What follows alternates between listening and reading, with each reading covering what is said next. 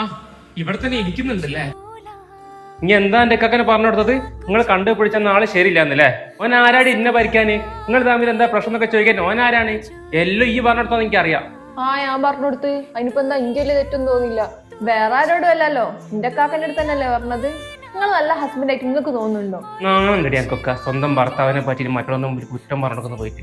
ഓ അപ്പൊ ഇതൊക്കെ നിങ്ങൾക്ക് പൊള്ളുന്നുണ്ട്. അത് ഞാൻ എന്റെ സ്വന്തം കാക്കന്റെ അടുത്ത് പറഞ്ഞപ്പോ. സ്വന്തം ഇക്കാക്കായാലും വാപ്പായാലും നമ്മൾ തമ്മിലുള്ള പ്രശ്നമില്ല, നമ്മൾ തമ്മിൽ തീരണം, പുറത്തേക്ക് പോകണം. ഓ അപ്പൊ ഇതൊക്കെ അറിയാം. എന്നിട്ടാണ് നമ്മൾ തമ്മിലൊരു പ്രശ്നം നടന്നിട്ടുണ്ടെങ്കിൽ ഉമ്മ വാപ്പ പെങ്ങന്മാര് ഫ്രണ്ട്സ് നാട്ടിലുള്ള എല്ലാരെയും വിളിച്ച് നിങ്ങൾ പ്രശ്നം പറയലുണ്ടല്ലോ.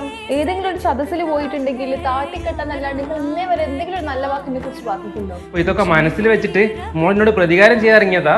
പ്രതികാരല്ല ശിക്ക, ഞാൻ എന്നോട് പ്രതികരിക്കാൻ തുടങ്ങിയതാണ്. കുറെ എന്നെ പറ്റി പറഞ്ഞല്ലേ, തിരിച്ചു കിട്ടുമ്പോഴുള്ള വേദന എന്താന്നുള്ളതൊന്ന് അനുഭവിച്ചു നോക്കും. പക്ഷെ നിങ്ങൾ പേടിക്കണ്ട, ഞാൻ എന്തായിട്ട് നിങ്ങളെ പോലെ തരം താമൊന്നുമില്ല.